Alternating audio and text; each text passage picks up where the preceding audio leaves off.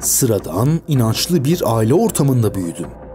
Kur'an kursuna bile gönderildim. İlk olarak ansiklopedi karıştırmaya meraklı küçük bir çocukken Tanrı'ya dair sorgulamalara başladığımı hatırlıyorum. Gençlik dönemimde popüler bilime merak sardım. Allah'a inanıyordum. Ama sıradan dindarların baktığı açıdan değil. Bilimsel açıdan Tanrı'ya dair cevaplar arıyordum. Allah'ı hayata dair çıkmazlarımı çözmesi için yalvardığım, sevdiklerimi kötülüklerden koruması için dua ettiğim bir sahip gibi algılıyordum. Birkaç yıl önce daha farklı bir açıdan Tanrı konusuna bakabileceğimi fark ettim. Bana Tanrı'nın bir masal olduğunun ipuçlarını veren bilimsel kitaplar üzerine Türkçe olarak Kur'an'ı da okudum. Kur'an'ı kendi dilinizde tarafsız bir gözle okursanız akla, mantığa uymayan, sıradan, mitolojik bir öge olduğunu siz de görebilirsiniz. Bu içerikle ilgili öncelikle dikkat çekmek istediğim nokta Tanrı'ya inanmıyorum değil, inanamıyorum. Din, Tanrı, ölüm sonrası yaşam, kutsallık, ruh ve ibadet konularının tamamı benim mantığıma inanılamayacak kadar saçma görünüyor. Nedenlerini bu içerik boyunca sıralayacağım. Ateist düşünce bir anda sahip olabileceğiniz bir fikir değil. Okudukça, araştırdıkça, düşündükçe ulaşmak zorunda kaldığınız bir sonuç. Kur'an ve tüm kutsal kabul edilen kitaplar insanüstü bir varlığın, bir tanrının yazamayacağı kadar sıradan, hatta kötü. Sıradan bir kitabı okuyan insanların büyük çoğunluğu onu anlayabilir. Kitaplar edebi kaygılarla olay örgüsüne dikkat edilerek anlatım bozuklukları olmadan yazılır. Peki gerçekten evreni yaratmış, her şeyden üstün bir varlık, sıradan insanların anlaşılır bulamayacağı, fazlasıyla yorumlara açık, net bilgiler içermeyen, tüm zamanların ruhuna uymayan, tüm dünya coğrafyasına uyum sağlamayan özensiz bir hitabet ile mi kendisine inandırma yolunu seçerdi? Bazı insanlar Kur'an'ın bu yönünü görmelerine rağmen mükemmel olsaydı herkes inanırdı. O zaman sınav olmazdı şeklinde cevaplar ile bu durumu mantığa uydurmaya çalışıyorlar. Hadi canım, kendinizi kandırmayın diyorum onlara. Kur'an'ın içindeki sözde mucizelerin herhangi bir kitaptan elde edileceği de defalarca kanıtlandı. Dinlerin, özellikle İslam'ın dünyaya indiriliş hikayesi güvenilir değil. Tanrı'nın milyonlarca insan içinden birini seçerek tüm insanlığın kaderini seçilen bu kişinin ikna yeteneğine bağlama senaryosunu inandırıcı bulmuyorum. Peygamber ve Tanrısı arasındaki bu ittifaka başka hiçbir üçüncü şahsın şahit olmaması inandırıcılık dozajını daha da düşürüyor. İnananlar bu noktada mucizelerden bahsedecekler. Eğer bir kaynak olarak alacaklarsa Kur'an'da hiç mucize gösterilmediği de açıkça yazıyor. Bakınız İsra suresi 59. ayet. Anlaşılan o ki Muhammed bir mucize sergileyememiş ve Tanrı'nın bu duruma dair bir açıklama sunduğunu iddia etmiş. Ve bazı noktalarda da Tanrı'nın pis işleri için insanları kullandığını görüyoruz. Yine Kur'an'da görüyoruz ki Allah insanları hep birbirine düşürme derdiyle kendisine inanmayanları inananlara öldürtme emirleri yağdırıyor. Koca evreni yarattığı iddia edilen bir varlık, insanları birleştirici, yapıcı, sevgi ve saygıya yönelten bir formül üretmeyi başaramaz mıydı? Köleliği yasaklayamaz mıydı? Kadınları cariye olarak kullanmanın ve tecavüz etmenin yanlış bir şey olduğunu gösteren tek bir ayet bile indiremez miydi? Zengin, fakir arasında denge kurulmasını sağlayarak sömürüleri günah ilan edemez miydi? Tanrı en azından çocuk istismarını, 50 küsür yaşındaki sapkın bir insanın çocuklarla ilişkiye girmesini, pedofiliyi yasaklayamaz mıydı? Bu konuda hiç ayet yok. Fakat Tanrı bu saydıklarım yerine domuz eti yiyilmesini affedilmez saydı. Basit insani değerlerin ilkel kapasitede çiğnenmesi, kutsal kitabın Tanrı sözü değil, o dönem kendini peygamber ilan eden kişinin bir uydurması olduğu izlenimini veriyor. Hatta kutsal kitapta peygamberin yatak hayatına dair detayların bulunması bu tezi destekliyor. Tarih boyunca insanlar hep farklı isim ve özelliklerde binlerce tanrıya inandı. Hepsinin toplum içinde inanılma oranı çok yüksek orandaydı. Tüm tanrılar dini önderlerce koruyup yayıldı. ve inanmayan insanlar ölümle cezalandırıldı. Bu tanrıların aslında tek bir tanrı olması gerektiğini düşünürsek, çünkü İslam inancı bunu söylüyor, neden tüm tanrıların inananları her daim birbirine düşmandı? Tanrıların yaratıcısı aslında inananların ta kendisi olduğu için olabilir mi? 13 milyar 800 milyon yıllık evrende dünyada sadece 3 milyar yıldır hayat var. Bu hayatında yalnızca 50 bin yılında bildiğimiz anlamda insan var. Ve sadece son 15 bin yıllık dönemde inançlara dair izler görüyoruz. İslam ise 1400 yıllık geçmişe sahip, geri kalan milyarlarca yıl Tanrı'nın israfı herhalde. Günümüzde insanların tapındığı her inancın kendi içinde sağlam görünen temelleri var. Her inanç diğer tüm dinlerin yanlış inanç olduğunu iddia ediyor. Herkes ailesinin kendisine aşıladığı inancın gerçek olduğunu ve başka bir yerde doğmuş olsa bile yine şimdiki inancını seçeceğini savunuyor. Bu işte bir gariplik yok mu? Yaratıcı olduğu iddia edilen karakterler sıradan insan arzularına sahip. Tüm bu tanrılar onları üreten insanların sıradan isteklerine sahipler.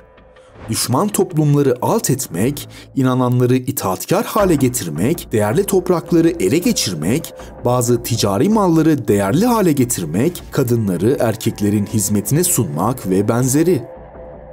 Gerçek bir yaratıcının egoist, obsesif, seksist tavırlar içinde olmaması beklenmez mi? Evreni yaratmış bir gücün değersiz insanlara sonsuz gelecek sunmak için ibadet edilme gibi basit bir ihtiyacı neden olsun ki? Zaten evren ve olanaklar sınırsız ise her insana mutlu ve iyi kalpli olabilecekleri sonsuz hayatlara sahip olarak dünyaya getirmek zor olabilir miydi? Adem elma yemiş, ceza verilmiş, aslında insan önceleri cennetteymiş, sonra şeytan isyan etmiş. Düşünemeyen insanları köleleştirmek için ne basit masallar. Tanrı kavramı mantık çerçevesinde sürekli çelişkilere düşüyor. Herhangi bir varlık mantıksal açıdan hem her şeyi bilen, hem sonsuz, hem tek, hem her şeye gücü yeten, hem yaratıcı hem de yaratılmamış olamaz. Çünkü eğer bir tanrı sevgiyi yarattıysa kendisinin sevgiye sahip olmaması gerekir. Bu onda bir eksikliktir. Eğer tanrı kızgınlığı yarattıysa kendisinin kendi yarattığına sahip olması, böyle bir duyguyla güdülenmesi yine mantıksızdır. Tanrı'nın acıma duygusu, affetme duygusu hep kendi yarattığı duygularsa, bu duygulara yine onun da sahip olması sizce de biraz anlamsız değil mi? Tanrı'nın kendini öldürmeye gücü yeter. Bunlar gibi onlarca çelişki kolayca üretilebilir. Anlaşılan var olduğu iddia edilen Tanrı bu mantık dengesini kuramayacak düzeyde ya da Tanrı kavramını ortaya atan insanlar yeterince düşünememiş. Tanrı birçok konuda bilgisiz. Basit matematik işlemlerini yapamayan, insan anatomisinden bir haber, dünya ve uzay algısı yansıtamayan, coğrafyadan, fizikten, biyolojiden habersiz bir tanrı olabilir mi? Bir tanrının sıradan bir eski çağ çöl insanının bildiği kadar bilgiye sahip olması normal mi? Tanrı, ırk ve cinsiyet ayırt ediyor. Bir tanrının başka inançlara sahip insanlarıyla görüşmeyi yasaklamasının nedeni ne olabilir? Foyasının ortaya çıkacak olması mı? Peki nasıl bir yaratıcı bir cinsiyeti bir diğerinin hizmetine sunduğunu iddia edebilir? İşini bilen bir erkek, insan tarafından üretilmiş bir tanrı yapabilir mesela bunu. Hiç Allah'ı dişi ya da cinsiyetsiz olarak algılayan birini gördünüz mü? Tanrı figürünü düşünen herkes kafasında erkeğimsi olarak algılanacak şekilde anlamlar yükler. İnanç sıradan bir insanın rahatça insan öldürmesini sağlayabiliyor. İnsanlara kendi ölümlerinden sonra dirileceklerini vaat ettiğinizde ve emirleri yerine getirirse sonraki hayatlarında ödüllendirileceklerini söylediğinizde onlara yaptıramayacağınız şey yoktur. Git şu düşmanı öldür. Tanrı istedi. Cennetle ödüllendirileceksin. Bu kadar basit. Alın size Tanrı sevgisi ve cennet aşkıyla dolu katil sürüsü. Tarih bu katillerin yaşattığı acılarla dolu. Dinler sürekli güç unsuru olarak kullanılıyor. Ne de olsa elinizde ölünce cennete gideceğini zanneden ve bu uğurda her şeyi yapabilecek bir katil sürüsü var. Toplumun güç sahibi kişileri bu sürüyü küçük işlerini hallettirmek için kullanmayacak mı? Age of Empires ve benzeri oyunları oynamış olanlar bilir. Nasıl da ürettiğiniz insanları karşı tarafı ele geçirmek için acımadan harcadınız. Sadece karşı taraf ile ticaret yaparak oyunu oynayan var mı? Dinleri bir araç olarak kullanıp toplumları köleleştiren güç sahibi kişilerin de benzer çocuksu ve hatta şımarık arzuları var. İsteklerini elde etmek için din ile köreltilmiş, sıradan insanları harcamaya çekinmiyorlar. Cennet garantili ölümler sunmak bir insanın yapabileceği en aşağılık davranıştır. Ölüm emri verenler çok meraklıysa gitsin kendisi ölerek cennetine ulaşsın. Dinler dünyayı her gün daha yaşanılamaz bir hale getiriyor. Dinlerin iddiaları yüzünden insanlar tüm dünyanın ve diğer canlıların kendileri için yaratıldığını zannediyor.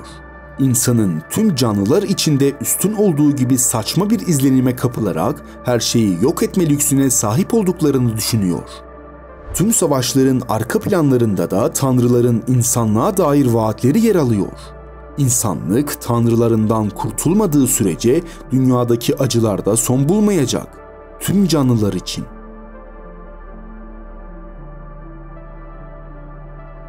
Cevaplanamayan her sorunun cevabının Tanrı olduğu sanılıyor. Asırlar önce yer sarsıntısı, şimşek ve gök gürültüsü, yangın, yağmurlar, kuraklık, sel, güneş ve ay tutulması gibi sıradan doğa olaylarını kimse açıklayamıyordu.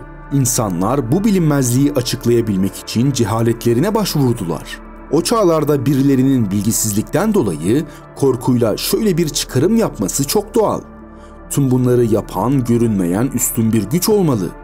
Ve bu güç insanlığın yaptığı kötülüklere ceza olarak tüm bu felaketleri yaşatıyor olmalı. Ve biz insanları da o güç var etmiş olmalı.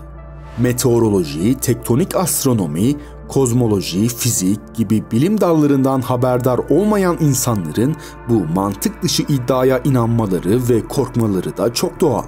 Günümüzde de tüm doğa unsurlarının nasıl meydana geldiğini ve arkasında görünmeyen bir güç olmadığını net bir şekilde biliyoruz. Bilimsel konuda yetkin bir insanı fırtınaları Tanrı'nın çıkardığına inandıramazsınız.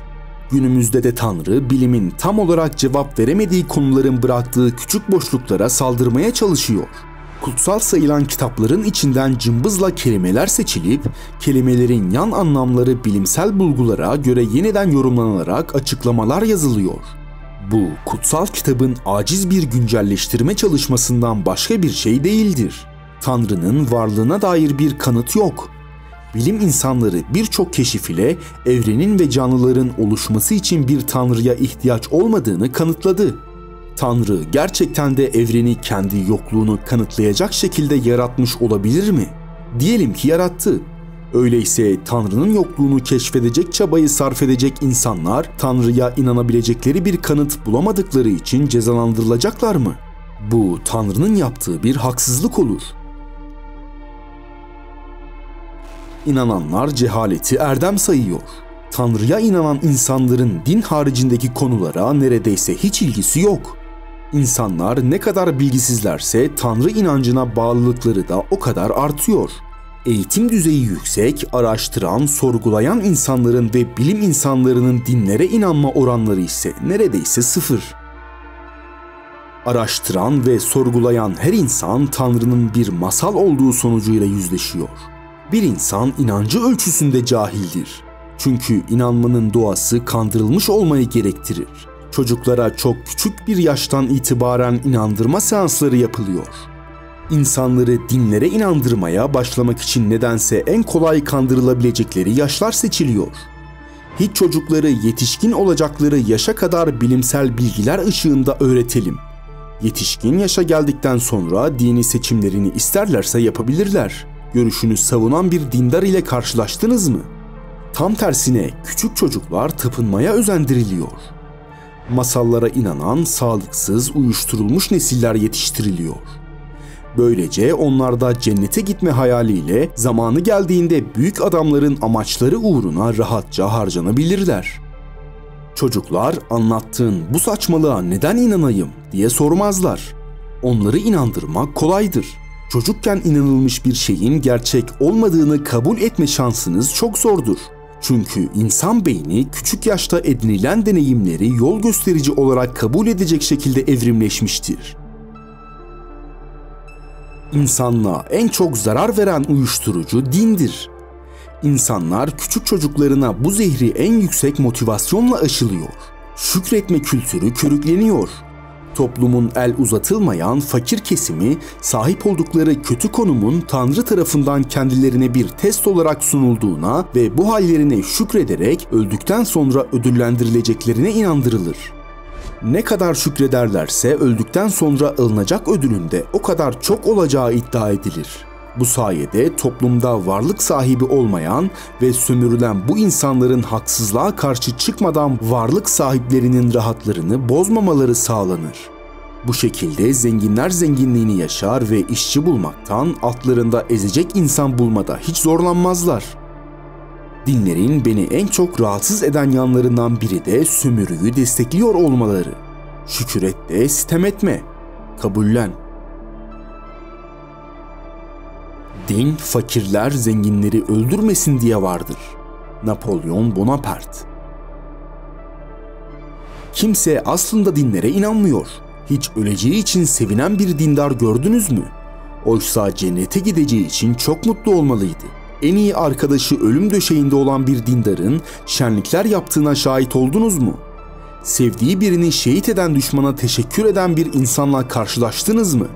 Öyle ya, şehit olanlar cenneti garantiliyordu. Böyle bir insan gördüyseniz gerçekten inançlı biriyle karşılaşmışsınızdır demektir. Ben hiç karşılaşmadım. Çünkü insanların mantıkları da ölümden sonraki yaşamı benimsemiyor olmalı. Dindarlar sadece kendilerine anlatılmış bu masalın gerçek olmasını umut ediyorlar ama inanmıyorlar. İnanma zorunluluğu. Dinlerin insanlara öldükten sonra yaşamaları ve cennete gidebilmeleri için zorunlu tuttuğu şeylerden biri de inançtır. Tanrı'ya, kıyamete, cennete, cehenneme, meleklere, uçan cisimlere, yer altındaki cisimlere, acayip varlıklara, kısaca masalın büyüsünü sizlere yaşatacak her şeye inanmak zorundasınız. İnanmazsanız da sonsuz acıya tabi tutulmakla korkutulursunuz. Çünkü bunlardan birinin ne kadar mantıksız olduğunu fark ettiğiniz anda ipler çözülür. İbadette insanları bu masalın içinde meşgul tutmak için uydurulmuş harika bir kurgu. O kadar çok ibadet edin ki masalın içinde kalın ve köle toplumun itaatkar kuzularından biri olun. Birileri de sizi dilediğinde kurban edebilsin. Tabii ki tanrılar için. Semavi dinlerin hepsinin aynı coğrafyadan çıkmış olması. Dünya genelinde ilkel toplumların hepsi cevap arayıp bulamadıkları şeylerin görünmez varlıklar, güçlü yaratıklar tarafından yapıldığını zannetme refleksi gösterdi.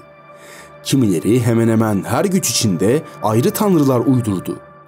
Can alma tanrısı, şimşek çakma tanrısı ya da aralarında hiyerarşik yapılara sahip bir tanrılar kadrosu hayal ettiler. Belki de tek tanrıya inanmayı sıkıcı bulmuşlardı. Sonunda insanlar arasından bir elçi seçmiş, tek tanrı olduğunu ve o seçilmiş elçinin de kendisi olduğunu iddia etmenin diğer çok tanrılı inançlara oranla daha karlı olduğu keşfedilmiş olmalı. Bu fikirden ilham alan, aynı coğrafyada kendini peygamber ilan eden onlarcası çıktığını, çoğunun halk ya da diğer peygamber olduğunu iddia edenler tarafından öldürüldüğünü görüyoruz. Koca dünyada tüm tantana şu küçücük Orta Doğu'da kopuyor. Bu tek tanrılı din iddiaları coğrafyası dışında bahsi geçen Tanrı'nın diğer kıtalarda insanları uyarmak için gönderdiği elçilerin olmaması garip değil mi? Dindarlar şu anda her topluma peygamber gönderilmiştir diyerek bana cevap veriyorlar. Fakat Orta Doğu dışında diğer kıtalarda hiçbir zaman tek tanrı uyarısının geldiğine dair bir arkeolojik kanıt bulunmamıştır. Hiçbir delil yok. Yani iddianız geçersiz. Dinlerin insan uydurması masallar olduklarını fark ettikten sonra dindarları istemsizce akli dengelerini yitirmiş insanlar olarak görmeye başladım. Gerçekten o kadar saçma bir hikayeyi hayatlarının bir parçası haline getirmişti ki bu insanlar. Onlarla herhangi bir işe girmeyi, aynı ortamda bulunmayı bile rahatsızlık olarak görüyorum. Din çılgınlığının içindeki insanların insanlığa faydalı olmasını beklemek mümkün mü? Ben kendimce hayata dair birçok faydalı şey yapmaya çalışıyorum. Ama dindarlar sadece din adına fayda gösterme çabası içinde. Ne büyük bir gereksiz harcama. Bir de sırf çocukken kendilerine Tanrı'nın var olduğu söylendiği için ona inanan, dua eden ama Kur'an'da ve hadislerde akla sığmayacak, günümüz toplumunun ahlak yapısına uymayacak bir sürü zırvanın olduğunun farkında olmayan çok büyük bir inanan kitlesi de var. Bu içerikte bahsettiklerimin çoğu yine o insanların sorgulamaya yönelmediği konular. Ulaşacağınız tüm yanıtlar araştırma ve sorgulama içinde mevcut. İnançlı ülkelerin geri kalmışlığı, inançlı insanların oluşturduğu toplumlara baktığınızda teknoloji, bilim, sanat, hukuk gibi konularda çağı yakalayamadıklarını ve halen ilkel çağların bilgilerini doğru sandıklarını görüyoruz. 1970'lere kadar dünyanın düz olduğu ısrarla iddia ediliyordu. Günümüzde de durum pek farklı değil. Bilgi sahibi olmaktan çok inanmayı tercih ediyor dindar toplumlar. İnanmak istemiyorum. Bilmek istiyorum. Carl Sagan. Türkiye'de de dindar hükümetlerin iktidara gelmeleri sonrasında gericiliğin el üstünde tutulup bilgisizliğin körüklenmesi ve bunların özgürlük adı altında paketlenip cahil halka yutturulması üzerine daha önce pek ses çıkarmayı yeğlemeyen birçok ateist birey dinlerin insan uydurması olduğunu çeşitli kanallardan seslendirmeye başladı. Benim de içinde birçok şüpheyi gerçek anlamda sorgulayıp bana inandırılan ve her şeye rağmen tutunmaya çalıştığım masalların boş inançlar olduğunu fark etmem, ateist düşünceye sahip insanların bu seslerine kulak vermemle başladı. Onlara teşekkür ediyorum. Sonrasında ben de toplumun din karanlığına tutunmaması için kendime düşen görevi yapmam gerektiğini düşünüyorum. Ve bunun için bu içeriği hazırlamaya karar verdim. İçeriğin paylaşılması, insanlara ulaşması görevimi başardığımı hissetmemi sağlayacak. Şimdiden teşekkürler. Tüm bu ipuçları ışığında yaşayabileceğim tek hayat bir yalan üzerine harcanmamalı. Hayat kısa ve tek hayatım var. Masallardaki gibi öldükten sonra yaşam yok. Bedenim fonksiyonlarını yerine getirecek güç bulabildiği sürece yaşayacağım. Bu hayatı binlerce sene öncesinden uydurulmuş masallar uğruna neden harcayayım? Şunun gibi bir sözü ateist düşünceye sahip herkes dindar kişilerden defalarca duyar. Tanrı yoksa biz bir şey kaybetmeyiz. Ama varsa siz sonsuza kadar cehennemde yanacaksınız. Bu içerikte anlattığım düşüncelerim üzerine bu soruya karşı şunu yöneltirim. Ne kadar çok düşünürsem düşüneyim. Bir Tanrı'nın var olma ihtimali mantığıma uymuyor. Her düşündüğümde dinlerin insan uydurması olduğuna emin oluyorum. Bu durumda sizin düşüncenize göre inanamadığım, cennete gidebilmek için inanmadığım Tanrı'ya inanıyormuş gibi yaparak inanmadığım Tanrı'yı kandırmaya mı çalışayım? Ayrıca o sözü hem Hristiyanlar hem Yahudiler hem de Müslümanlar aynı şekilde kullanıyor. Acaba hangisinin Tanrısı beni cehenneme atacak? Bir çelişki daha mı? Evet. Ateistler bir boşluk içinde hisseder mi? Yetişkin olmanın kurallarından biri anne babalarımızdan ayrı yaşamaya başlamaktır. Ailemizi terk etmek ne kadar boşluk içinde hissettiriyorsa en başlarda Tanrı inancını yavaş yavaş kaybetme süreci de insanda bir boşluk oluşturuyor. Fakat bu boşluk kısa süre içinde mutluluk, huzur, bilgi ve neşeyle doluyor. Bu uzun içeriğin tamamını dinlediğiniz için teşekkür ederim. Görüşmek üzere.